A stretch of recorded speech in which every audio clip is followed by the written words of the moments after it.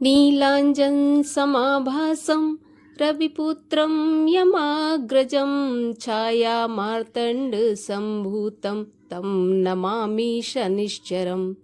ओम शम शनिश्चराय नमः। स्वागत है आपका हमारे चैनल पर। आज के इस वीडियो में हम आपको सुनाएंगे शनिवार व्रत की कथा। शनिवार का व्रत रखने से शनिदेव की कृपा प्राप्त होती है एवं शनि की अशुभ दृष्टि से भी हम बचे रहते हैं। तो सभी प्रकार की व्रत कथाएं सुनने के लिए और हमसे हमेशा जुड़े रहने के लिए आपको हमारे चैनल को सब्सक्राइब करके बेल आइकन पर प्रेस करना है और आज की कथा अच्छी लगे तो लाइक करके शेयर करना है। तो चलिए अब हम सुनते हैं शनिवार व्रत की कथा। एक समय की बात है, सूर्य, चंद्रमा, मंगल, बुध, बृहस्पति, शुक्र, शनि, राहु और केतु, इन ग्रहों में आपस में झगड़ा हो गया कि हम सब में से सबसे बड़ा कौन है। सब अपने आप को बड़ा कहते थे। जब आपस में कोई निश्चय नहीं हो सका तो सबके सब आपस में झगड़ते हुए इंद्र के पास पहुंचे और कहने लगे कि आप तो सब देवताओं के राजा हो, इसलिए आप हमारा न्याय करके हमें बताइए कि हम 9 ग्रहों में से सबसे बड़ा कौन है। राजा इंद्र इनका प्रश्न सुनकर घबरा गए और कहने लगे कि मुझ में इतना सामर्थ्य नहीं है कि मैं किसी को बड़ा या छोटा बताऊं। मैं अपने मुख से कुछ नहीं कह सकता हूँ। हाँ, एक उपाय बता सकता हूँ। इस समय पृथ्वी पर राजा विक्रमादित्य दूसरों के दुखों का निवारण करते हैं, इसलिए तुम सब मिलकर उन्हीं के पास जाओ, वही तुम्हारे समस्या का निवारण करेंगे। ऐसे वचन सुनकर सभी ग्रह देवता चलकर भूलोक में राजा विक्रमादित्य की सभा में जाकर उपस्थित हुए और अपना प्रश्न राजा के सामने रखा। राजा उनकी बात सुनकर चिंता में पड़ गए कि मैं अपने मुख से किसको बड़ा और किसको छोटा बता दूं। जिसको भी छोटा बताऊंगा वही बुरा मान जाएगा और क्रोध करेगा। परंतु उनका झगड़ा तो निपटाना ही था। तो झगड़ा निपटाने के लिए उन्होंने एक उपाय सोचा। उन्होंने सोना, चांदी, कांसा, पीतल, शीशा, रांगा, जस्ता, अभ्रक और लोहा, इन 9 धातुओं के 9 आसन बनवाए। सब आसनों को क्रम से, जैसे कि सोना सबसे पहले और लोहा सबसे आखिरी में बिछवाया गया। इसके पश्चात राजा ने सभी ग्रहों से कहा कि आप सब अपने अपने आसनों पर विराजमान हो जाइए। जिसका आसन सबसे आगे वह सबसे बड़े और जिसका आसन सबसे पीछे वह सबसे छोटा जानिए। अब चूंकि लोहा सबसे पीछे था और वह शनिदेव का आसन था, इसलिए शनिदेव समझ गए कि राजा ने मुझको सबसे छोटा बना दिया। इस पर शनिदेव को बड़ा क्रोध आया और कहा कि राजा, तू मेरे पराक्रम को नहीं जानता। सूर्य एक राशि पर 1 महीना, चंद्रमा 2.25 महीना 2 दिन, मंगल 1.5 महीना, बृहस्पति 13 महीने, बुध और शुक्र 1 महीने, परंतु मैं एक राशि पर 2.5 अथवा 7.5 साल तक रहता हूँ। बड़े बड़े देवताओं को भी मैंने भीषण दुख दिया है। हे राजन सुनो, जब राम जी को 7.5 आई और वनवास हो गया, और जब रावण पर आई तो राम और लक्ष्मण ने सेना लेकर लंका पर चढ़ाई कर दी और रावण के कुल का नाश कर दिया। हे राजा, अब तुम सावधान रहना। राजा कहने लगा, जो कुछ भाग्य में होगा देखा जाएगा। उसके बाद अन्य ग्रह तो प्रसन्नता के साथ चले गए, परंतु शनिदेव बड़े क्रोध के साथ वहां से पधारे। कुछ काल व्यतीत हो जाने पर जब राजा को 7.5 की दशा आई तो शनिदेव घोड़ों के सौदागर बनकर अनेक सुंदर घोड़ों के साथ राजा की राजधानी में आए।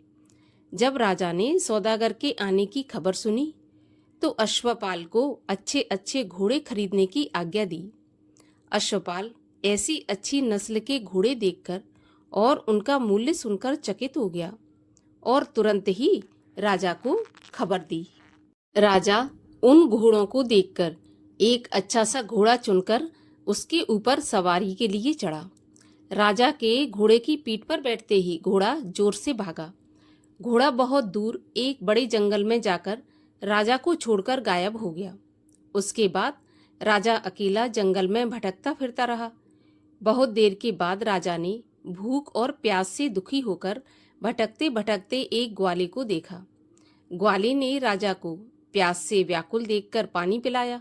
राजा की उंगली में एक अंगूठी थी, सो राजा ने उसे निकालकर प्रसन्नता के साथ ग्वाले को दे दी और शहर की ओर चल दिया। राजा जब शहर में पहुंचा तो शहर में पहुंचकर एक सेठ की दुकान पर जाकर बैठ गया और अपने आप को उज्जैन का रहने वाला और अपना नाम बीका बताया। सेठ ने उसको कुलीन मनुष्य समझकर जल आदि पिलाया। भाग्यवश उस दिन सेठ की दुकान पर बिक्री बहुत अच्छी हो गई, तो सेठ उसको भाग्यवान पुरुष समझकर भोजन कराने के लिए अपने साथ घर ले गया। भोजन कराते समय राजा ने एक आश्चर्य की बात देखी कि खूंटी पर एक हार लटक रहा है और वह खूंटी उस हार को निगल रही है। भोजन के पश्चात कमरे में आने पर जब सेठ को कमरे में हार नहीं मिला तो सबने यही सोचा कि सिवाय बीका के यहाँ पर कोई आया नहीं है, तो हार भी अवश्य इसी ने चोरी किया है। परंतु जब बीका से पूछा गया तो उसने साफ मना कर दिया कि उसने हार नहीं लिया है। इस पर 5-7 आदमी इकट्ठे होकर उसको फौजदार के पास लाए। फौजदार ने उसको राजा के सामने उपस्थित कर दिया और कहा कि ये आदमी तो भला प्रतीत होता है, चोर मालूम तो नहीं होता, परंतु सेठ का कहना है कि इसके सिवाय और कोई घर में नहीं आया, अवश्य ही इसी ने चोरी की है। तब राजा ने आज्ञा दी कि इसके हाथ पैर काटकर इसको चौरंगिया किया जाए। राजा की आज्ञा का तुरंत पालन किया गया और बीका के हाथ पैर काट दिए गए। इस प्रकार कुछ काल व्यतीत होने पर एक तेली उसको अपने घर ले गया और कोलू पर उसको बैठा दिया। बीका उस पर बैठा हुआ जुबान से बैल हाँकता रहा। शनि की दशा समाप्त हो गई और एक रात को वर्षा ऋतु के समय वह मल्हार राग गाने लगा। उसका गाना सुनकर उस शहर के राजा की कन्या उस राग पर मोहित हो गई और दासी को खबर लेने के लिए भेजा कि शहर में ये कौन गा रहा है। दासी सारे शहर में फिरती फिरती क्या देखती है कि एक तेली के घर में चौरंगिया गा रहा था। दासी ने महल में आकर राजकुमारी को सारा वृत्तांत सुना दिया।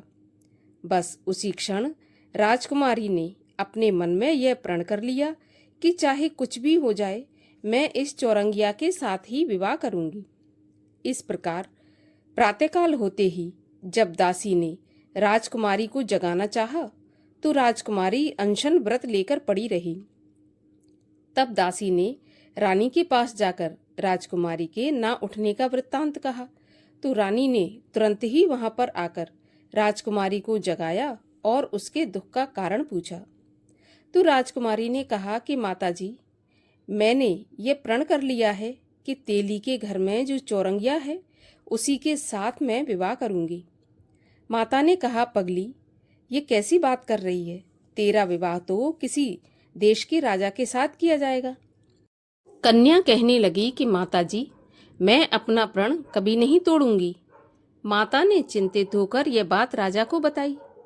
जब महाराज ने भी आकर यह समझाया कि मैं अभी देश देशांतर में अपने दूत भेजकर सुयोग, रूपवान और बड़े से बड़े गुणी राजकुमार के साथ तुम्हारा विवाह करूंगा, ऐसी बात तुमको नहीं सोचनी चाहिए।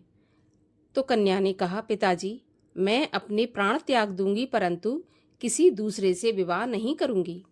इतना सुनकर राजा ने क्रोध से कहा कि यदि तेरे भाग्य में ऐसा ही लिखा है तो जैसी तेरी इच्छा हो वैसा ही करना। राजा ने तेली को बुलाकर कहा कि तेरे घर में जो चौरंगिया है उसके साथ मैं अपनी कन्या का विवाह करना चाहता हूँ।